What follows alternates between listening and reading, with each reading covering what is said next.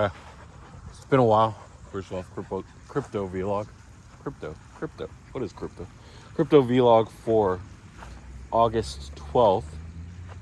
I believe it's the 12th. 2024, year of our crypto lord. So, why don't I upload vlogs anymore? What's going on? So, there was a battle. I was advised through content creators, hey, you're not getting enough views. We're going to do it this way. This is how you do it. It's going to take a while to build, do shorts, do longs, do whatever, bigs and small vlogs, whatever you want to do. But this is how it's going to happen. This is how we're going to generate millions of views. So I'm like, okay.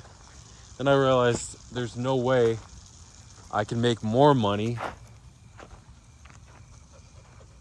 putting out content than actually trading, unless I'm shilling in all my videos pure scams. And it's just not the way to go. Most people are satisfied just trading versus actually launching their own scams. But then we've seen in the last few weeks or few months, pump.fun, which if you've been living under a rock or not in crypto, allows people to launch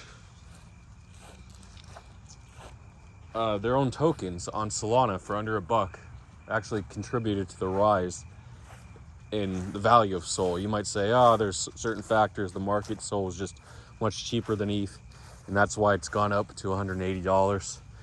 Actually dipped from 185, 190, all the way to 120, and now it's back at like 143.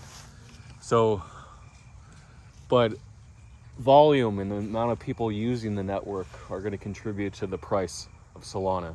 The more people using it, the more people are buying the tokens, etc. Is that the moon? Could be the moon.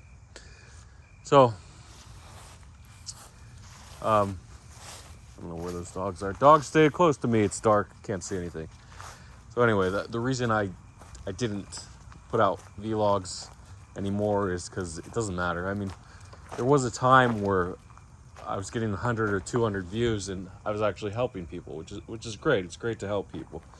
But in the grand scheme of things, does it really matter? I don't know. So maybe I'll keep doing vlogs. Maybe I won't. I'll put them out once in a while though. So anyway, millions were made on Nero, on pump.fun. Now it's actually free to launch your own Solana pump.fun token. So now I read something like 16,247 tokens were launched in the last 24 hours on Sunday. So just a ton. What is that, like 15 a minute? But it's hard to be aware. It's all gambling, right? Now it's crazy. People are buying for the meme that other people will buy because they'll get views, hits, the attention economy. The more views a token gets, the higher the price, right? All you're hoping to do is buy, be able to sell for profit. Sell for a large profit, that's great to do, right? That's the ultimate goal. Sell for a huge profit, little investment. But that's going to take a high amount of risk, a high amount of gambling. Do I have two little dogs there? I can't tell if the black dog is there, a shadow. Nope. Okay, we are missing a little black dog. I knew it would happen, but that's okay. We're only 4 minutes in. Good. A lot of content, right? So, what makes a meme pump the hardest? Let's talk about that right now. Okay, so what do I want to talk about? Anyone can launch. So one can launch, and then there was a site, I forgot the name. You could just make a tweet, and it would automatically launch if you tweeted at the account that runs the launch site, kind of like pump.fun, except you can launch directly through Twitter rather than the pump.fun website, which makes it super easy. I think it was like meme.wtf. I don't know. Never used it. So the issue with that now is, so pump.fun's free. And now you're not buying your own tokens. You don't have the option to buy, do you? Or do they leave that option in? I don't know. So people are just launching without buying. Then they're going to have to make their own bots to buy. And there's little incentive to get a token to pump unless you buy it yourself. But anyway, you could just launch Memecoin. It's kind of an interesting concept if they take that aspect away. But if they leave in the option for you to buy, I know on the Twitter launcher, you don't have the option to buy in. It just launches the token automatically, and then they take a fee, which generates the income for the platform, the Twitter account that's running it. So people are making money that way. So you find out the meme. So where do these memes come from? They come from social media. They come from all over the internet. They come from news, especially. And what is news? Just hits from the world of the internet, the World Wide Web. What we called it at some point, the WWW. I don't know when it switched from the World Wide Web to the internet, early 90s probably. No, I don't think anyone ever, they called it the web or the interweb at some point, but I don't know any time in history. But I didn't get online until like 1995, 1996. But yeah, I don't know if they actually referred to it as the World Wide Web ever. I always called it the internet. I heard some people said, go on the web. Or AOL. They just referred to it, the internet, as AOL for the bulk of the 90s. That's what normies call the internet. And so a little history lesson here. America Online, also known as AOL, was the first big platform to bring users online onto the internet. So you connected with dial-up. I think it was like 14.4K, then 28.8 kilobits modem, and then a 56K, which is weird because you had 28. You would think you would go to 57, but hey, everybody. And then if you were a big shot, I think you had like 128K dial-up, and then they had DSL and asynchronous DSL, digital subscriber lines.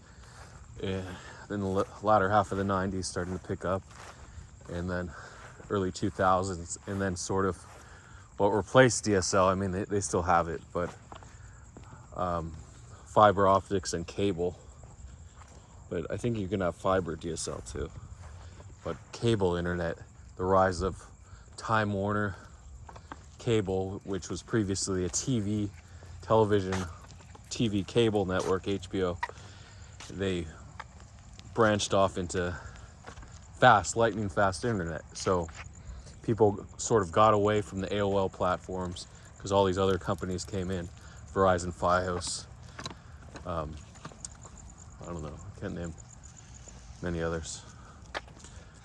So that allowed people just to get away from the AOL. You could still, for $5 a month or whatever it was, get on AOL. But for the most part, people sort of got away. They went to messenger apps versus all-in-one platforms like AOL, which AOL had chat rooms, and then Yahoo competing with AOL. So that led to the death of AOL in the early 2000s. It's still stuck around by charging $5 a month to people who didn't want to lose their @AOL.com emails. But anyway, AOL was just the early interaction. You can get online, you can get emails, you would get large attachments. There was something called Juarez, where you would get large files. Because they were split. I think the limit was, I don't remember the limit, 100 megabytes or 200 megabytes. Or actually back then it must have been kilobytes. But you would get these split files. You would put your AOL username, and they would send it to your username at AOL.com, and you would get all these emails, attachments, for games. Games, any software. You don't know if you were downloading viruses. What the hell was a virus back then? I mean, the worst thing, like if they stole our information, nobody gave a fuck. There wasn't a lot of like online banking back then like there is now. So if they stole your information, it didn't really matter. So you downloaded any game or software, any PC game basically. I don't know if they did Mac. They might have done some Mac downloads.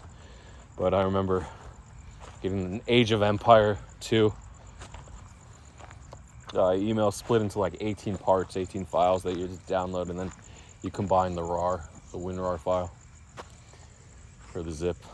So it was a really interesting time. Sorry for diverting that.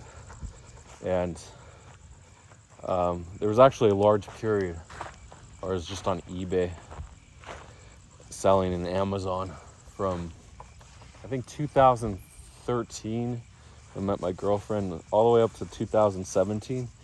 There was a 4 or 5 year period, 4-year period, where I didn't interact with any online communities. I might have posted a message once in a while every few months, but I just didn't get on Twitter. I didn't do anything for those 4 years.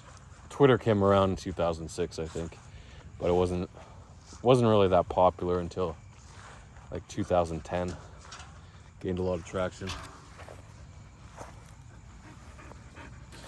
What do you got here? Pocket? I don't know. It looks empty. It looks like there was chicken. There was Popeye's chicken at one point, but you're gonna compete with the ants. Maybe I'll grab a chicken free. I'll grab a chicken free.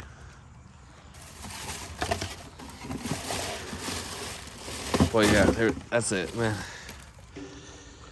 That bone's on you. If you choke, oh well. No, usually big dogs handle bones well, even small dogs. It's just once in a while, maybe like 1 in 1,000 bones. It's gonna get stuck in the throat, pierce their esophagus, have to go to the emergency room. So, or it gets lodged in their intestines. So there is a risk, but it's low. But with millions of dogs, then you see a lot of cases, and then they raise awareness and say, don't give them bones. Anyway, so I don't give them a ton of bones, but if I find a bone here or there once a week, I'll give it to them.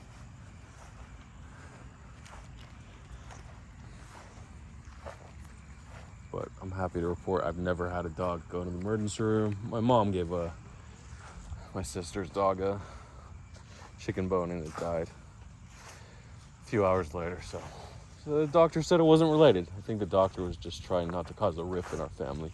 So there was a rift for a few months, but they didn't talk to each other. Okay. 13 minutes. If we go into part 2, I don't like to make these super long. Let's do part